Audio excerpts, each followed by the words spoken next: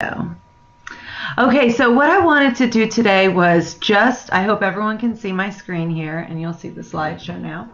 I wanted to go over just a couple of our big things that we see, some big things that we see when we do documents and do different items.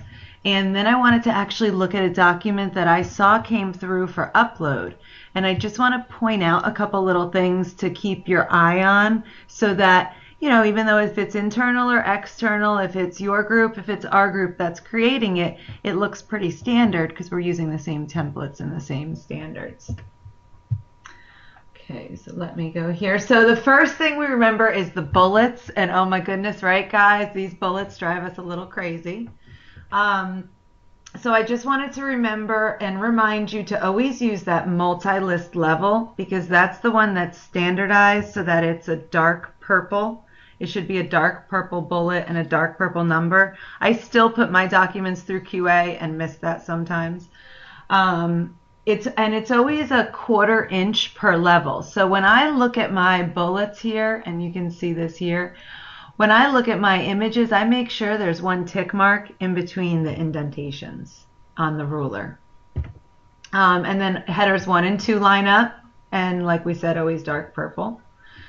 The intense emphasis is that on-screen direction, system name, or a company name, like a third-party provider. So really make sure that we don't use too much of this because that blue is meant to just draw the attention if they're looking at the user guide and doing something in the product or doing something in the platform. So it gives them that visual cue. You also, with the intense emphasis, and I know that our team knows this really well, sometimes you have to adjust your standards. If you're doing like a dictionary list or glossary terms or anything like that, you don't want to intense emphasis everything. It removes the purpose of drawing the attention to that item. So at times, and you know, Ron and Gila would probably be those say-sos. I know that we always run it by and just make sure, you know, it looks good. You know, just if you find that you're using that intense emphasis too much, you know, you can adjust a little, but, you know, always counsel with someone when you do that. And then the quick styles, always use those quick styles. Don't ever try to imitate them. We know the biggest difference between someone who faked one of our documents and actually produced a document are the quick styles. They'll use the text drop down and change the style to Arial. And they'll say the space, you know, the size to 10. Well, there's other layers in our style guide, and that's how we know if people did it wrong or if it's a fake or if it's an original, is using those quick styles. And I want to pull up my link here because I want to make sure I didn't miss any questions. Okay. All right, and then the other quick tips are the colon. We always capitalize after the word. And Kay, you'll remember when we created all of our standards and everything, we were always unsure of what we were going to be doing with that. So it's kind of what our consensus came to and just doing a little bit of research online. But we figure if we keep it standard, it looks good. We've got our standard tables with the colors. You want to always use that color palette. One big item we always catch are those darn commas. You always want to have a comma before the and I know that in the true literature books and everything where they look at standards, you can kind of find it both ways. So what we did is decided to use that comma and then it's standard because really what we're looking for is keeping everything really clean. And then the sticky note style I've seen can really be overdone. People want to, you know, put italics and a different color on everything, but you only want to use it to provide additional or optional information and definitely sparingly. When you use the sticky note, you only sticky note the text and not the parentheses around it. Okay. And then the last bit of standards are this writing content. And I'm not going to go through all of these lines, but I'm going to send you this PowerPoint when I send out our follow-up email just to give you some resources to go off of. So all of this is going to be in here. But really, when we're writing content or when we're reviewing these documents, you're not branding a friendly letter from the teacher to the student. You're doing this because it's a universal announcement. It's nothing that's going to change a lot. It's something as a resource that's being used. So you want to make sure that all your writing is technical. You take out all of the yous, and we always use that third person, and make sure that it's very generic for the user, because we don't want to have 1,000 different copies of something. You want to have, one policy, one guide to go with that, because we all know how it can tend to get out of control. Okay, so those are the little reminders that I wanted to talk about before we actually get into styling a document. And I wanted to kind of give you a little feedback of what's going on with the IST group versus the client services group. And Ron, this is the time. If I'm missing anything, please let me know. As you know, we all started an IST together, but last year when we broke off, we kind of took all of the production people away and left, Ron and the production support that's helped us. Kay as our editor and all of our team. So we really split in half, if you think about it. And so for the past year, we've been kind of working in tandem, doing all the documents and helping each other out. But now it's time where IST can start maintaining their own. I guess, Ron, there's never a really good time when you have a lull that you can take it over, is there? I don't think you guys ever get a break over an IST. But now it's a time where, Ron feels like it might be a good time that Ron and Gila and your team take on the ownership. I mean, you've got the strength in the editing. You've got the strength in the professional development of content, Kay with the editing, Christina, you with all the professional development content. Ron developed the process that we still use over in client services, and we use it exactly the same way that he developed it. So we're kind of breaking off, but still always going to work in tandem. So now IST, instead of getting filtering through our email, that the production queue that I monitor, now Ron has his own production request form. I'm going to send you guys a folder with everything in it. And our group, I'm going to CC you guys on that folder. So if you ever get any IST questions that way, you'll also have what their IST process is. But basically they have their own document request form and own revision request form. And notice these are only documents. We will continue to do any product training. Anything that's on the platform should go through our team, even if it's an internal teacher checklist on the platform, because that's something that should be developed by us, because we're tasked with developing product training. You guys will be developing all of the IST specific documents. You guys know that it's a constant moving target in IST, and there's always different policies where you may have to produce a document to send out to certain clients, or you may have content coach material that they need to use for the course, just for the instructors, where it's really internal facing. So that's what Ron's team is going to be really managing there. We also have a process document that Ron and I created to kind of support you and walk you through what the process is, because we really realize that if we use the same process, it works so well together. We may be doing some of your documents that require form fields because you need Adobe Pro, and you guys don't have that in IST. So we'll still be crossing our lines, but if we keep all the same standards, it'll go pretty smoothly.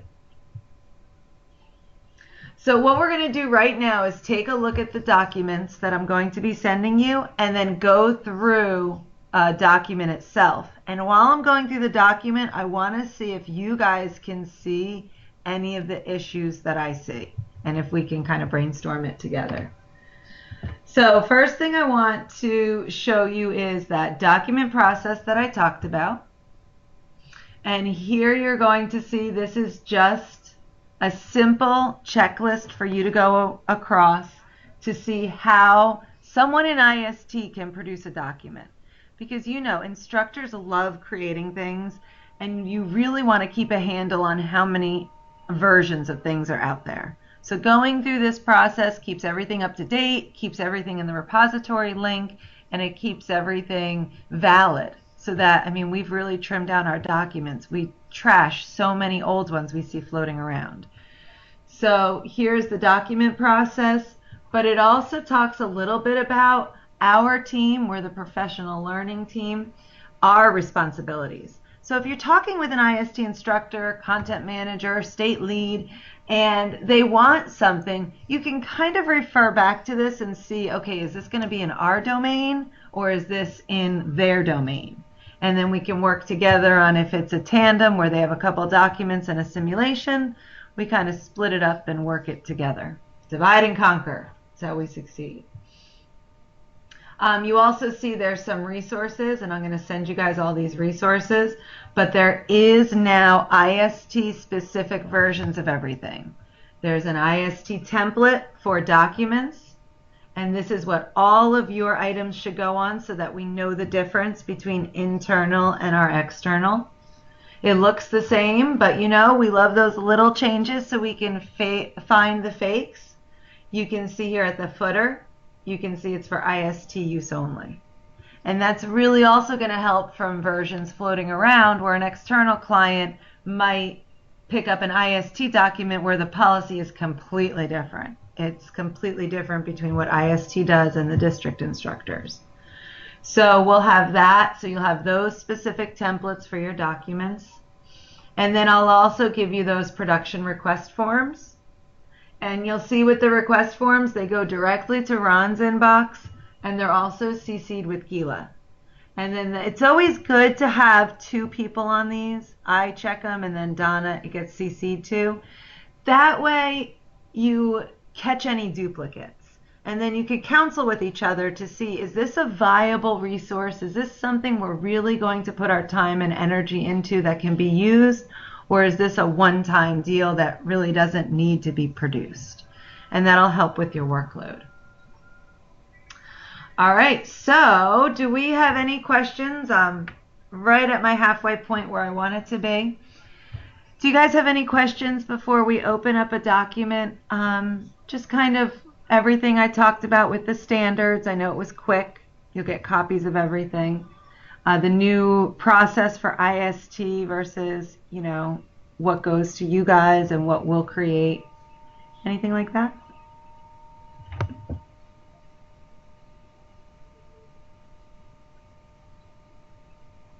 And I see that Ron is typing. Ron, you can grab the mic if it's working for you. Okay, perfect. It'll be a little bit faster. There seems to be kind of a, I don't know, I'm starting to see more and more where people have trouble with using Adobe PDFs and opening up links. Mm-hmm. Any update on that? I know that just from a standpoint of converting it to a PDF is by far better because it cannot be changed as easily, like we talked about. But that seems to be the thing that's lately has been kind of a sore spot for us. So people aren't able to just open a regular PDF document? They can open the PDF document, but when we go ahead and to use the links within the document, it seems like people are either having browser issues.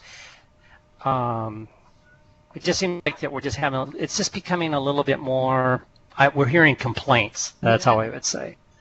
See, I haven't heard any of those. No, and that's why we always use the PDF, because with the PDF, now when you're saving it as a PDF and you go in, you want to make sure, like I know when I'm in a document, and let me open up this document here. I don't save to PDF, but I always go here and save as Adobe PDF. When you go to save as, and you go down to PDF here, this is one way to save to PDF. The other way, so that was just going through File, Save As, and I'm just choosing the document type. The other way is this, Save As Adobe PDF. I always use that, but what I would check is to see if your options are allowing you to enable the hyperlinks. So here, It says create word headings to bookmarks. That's what you want. We don't want word styles to bookmarks. Convert document information. You want to make sure that that's checked because that basically converts any hyperlink into that document. So you just want to check that. The accessibility, you guys just did that accessibility training, that goes with documents. You want to check your settings, and really, the person has to have the most up-to-date Adobe Reader. Right. And I haven't, though, heard of any issues of the check links, of the links or anything. Firefox, I know for a fact, though, if I were to go to a Firefox document, you can't open filled in fields in Firefox. You have to download it to your computer. But yeah, I would just check your settings and let me know if you have any specific problems. Send me those links because I'll do a little investigating and I could kind of see. Yeah, well, that's really good, Tracy. So at least we're mindful of this, and I think that this will help me moving forward because I do want to resolve it. But I've got some people right now, they've got computers so old they can't even see the letters on the keys anymore. That's how bad this is. And see, that can be a huge issue because now with these PDFs, so you've got a document and you've got a hyperlink on the document. Mm-hmm. The computer has to run a little bit faster to be able to, upload the link with the document. So if they have a really old computer with not a lot of processing space, you might even tell them to, close other programs when you're viewing a document so that the computer's not running all the programs at once and using up all their memory, because some of these old computers are in really bad shape. Yeah, that's exactly right. So I'm glad we took the time to talk about this so that at least it's among the group here with what we're dealing with. Okay, very good. Thank you. All right, so first I want to open up a document, and this is what I do when I QA or buddy review something on the team. And I first open up my document in Word, and before I even look at the document, I go to the File tab. Because before I even want to look at something, I want to see what the details are. And I do this all the time with everything I do because I love to, see the back door of everything. So basically I go in here and I look at my size over here. One of the biggest mistakes that I always see are there's not a title. So it just says add a title there. Sometimes it'll say ISTProduction or whatever the template title is. So you always want to change that because this title on a document comes up when they download it. It comes up on a tab. If they open it up in browser, you see it on everything. So you want to make sure you hide it. So the first thing I'll do is I'll call this Online High School Course Setup. And then I also want to remove the comments because that looks really bad if it says updated by ISTProduction in 2013. That's something that was embedded in the template. I've removed it from templates, but this I'll show you was not a fresh template. Someone took a document, erased everything on it, and then pasted the new information over it. So that's why I always like going to this File tab, and I could kind of see the details of the document. So I'm going to erase that because I don't want any comments on there, especially if it's going to a client or, I don't want them to see any of those comments. The other thing I do is I remove that author once I'm all done. I want to make sure the author is Fuel Education. If I'm sending out a document, I don't want my name on it. I don't want Tracy Harrelson on it. I don't work for Tracy Harrelson. I work for Fuel Education. So I'm going to put myself in there as an author. And then when you have another author in there, you can erase that one that's already there. So I always make sure that my name isn't there, the title is there correctly, and that there aren't any comments in my document. And this is going to freeze up on me, so let's hope it doesn't. Okay, so then after I check all of these items, I check all of my titling and everything, then I go over to my Home tab. Here. Stop this. And this is the reason this is doing this is because I'm going to show you it's actually coming from an older document. And this will give you trouble when you're using older documents. All right. Okay. So here I want to actually remove this person. So now you can see Fuel Education is the only author. So now I'm going to go over to the Home tab. Now before I even look at the content, I'm going to scroll down to my first page bottom and check out my revision date. And I'm going to zoom in here. Hopefully you guys can see this a little better. Okay. So now I scroll down to the first page, and I always do this when I'm doing any editing, reviewing, anything I have here. And I want to look at my tagline, and I want to look at my revision date. What I can see here was someone who created this document, which is an online high school document, took an old document from an e-college. It was probably an e-college course checklist, and deleted the content and then redid it. You don't want to do that because we update our templates all the time. We find little errors, spacing between headers, different things. So we always have fresh templates. This one's working off of one that's almost 2 years old. So you know that things have changed in the template. So you always want to make sure whenever you start something, you want to start with a clean template. And I know they didn't update the revision date because it's March 2014. So it's about 1.5 years old. I also know that anything new that's produced should definitely have the copyright of 2015. In January, we changed that on all the templates. So before I even go into the content, I like to also check that footer. I would change my revision date because we go off these revision dates. They're very important for us when someone says, hey, this is outdated. And I can say, well, what's the date on your document that you're looking at? And this PID is wrong. So I'm going to just put an X there until we find out what the PID is. All right, so now that I've checked my basics, I'm going to go to 150 here, so hopefully you can see the whole page. Okay. We want to take a look just going straight down our list. Now this is going to be a PDF form. This is a checklist. So we're going to have a lot of spaces in the document to put in those elements, those form fields.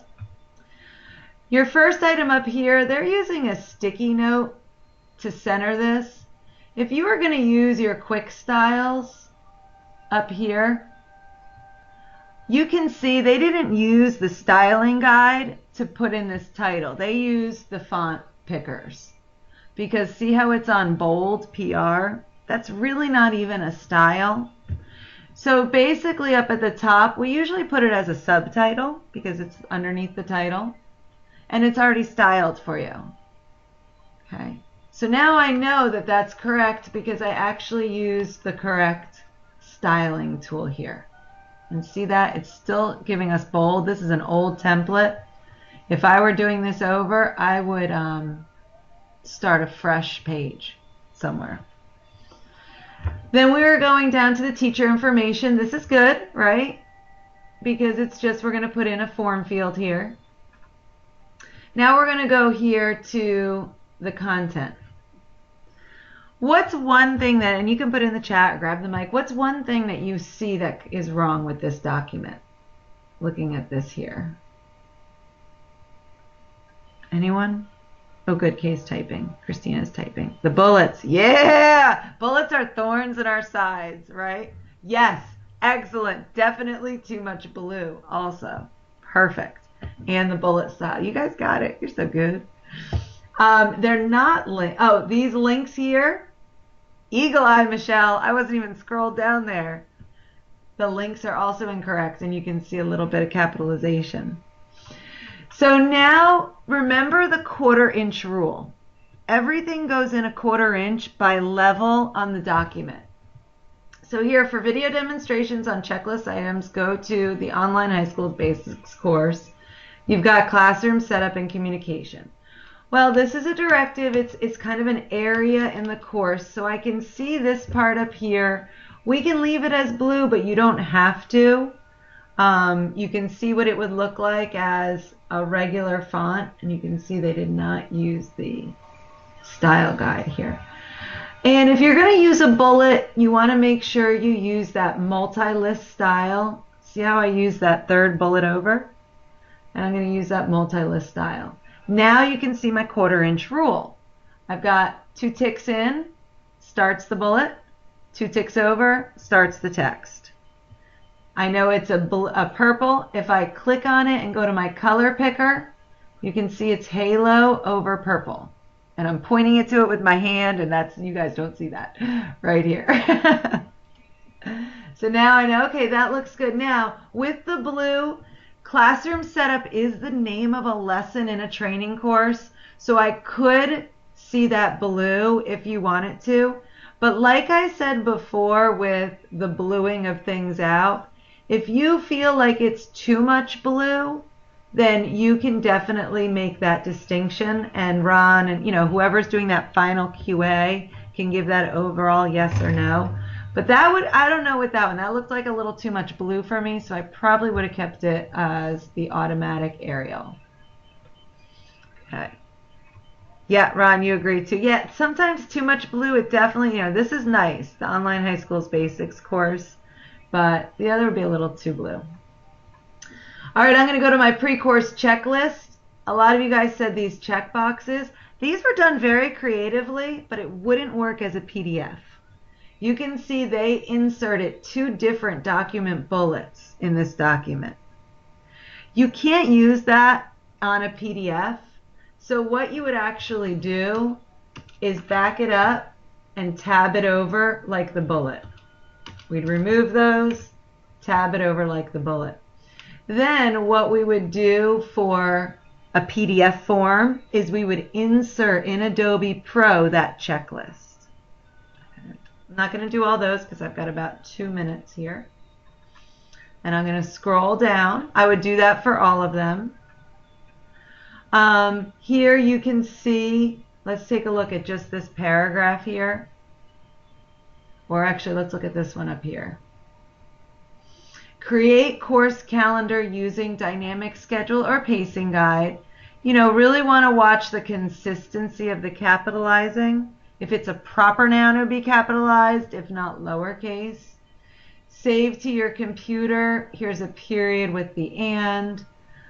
Just really reviewing that content. If this was something where they're having to do steps, why not bullet each one?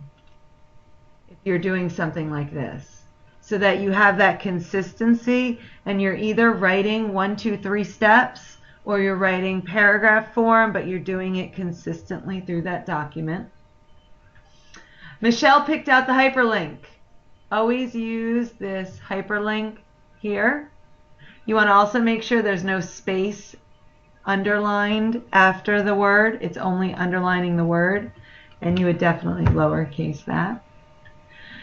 What about click and select? Remember, we use select here because your clicking is an action. We try to use select. That's what technical manuals use. These carets, these sideways carets here, I wouldn't use those as much in the text as using the dash dash arrow to make it a flow chart type arrow. But if you're doing steps, again, here you have a comma with a capital. I would actually make them into sentences.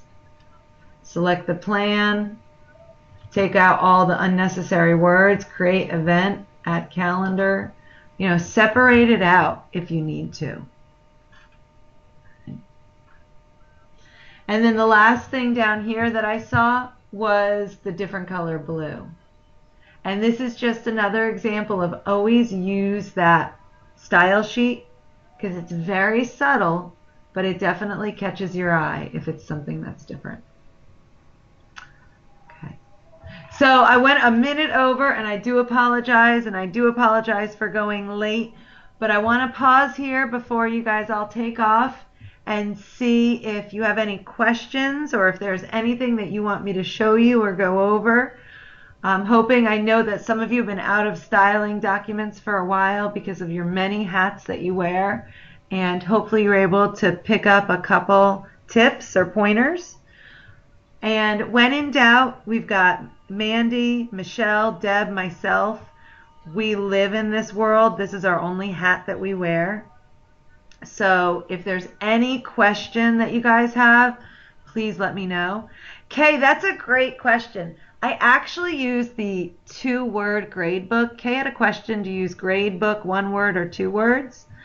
I use the 2 words unless it's directly on screen as 1 word. Like the grade book in the OLS, I believe, is 1 word. So if it's an on-screen directive, I'd use that. But I believe the proper form is 2 words, grade space book. But if I'm looking at something and it's a directive on screen, I have to copy what they have on screen.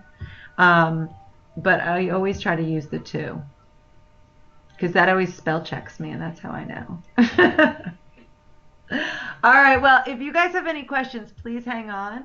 What I'm going to be sending you as just the thank you for coming to the meeting is the documents, the request forms, everything that we talked about, as well as the editing standards that we went over in the PowerPoint, but I also put it in the invitation. I'll put that in there too. And if you guys have any questions about anything, or if you need a quick check on a document, contact one of us, send it our way, and we definitely want to still be able to help you guys as much as possible. Thank you, Ron. Thank you guys so much. Thank you to everyone for stopping by, and hopefully you're able to pick up a little tip along the way.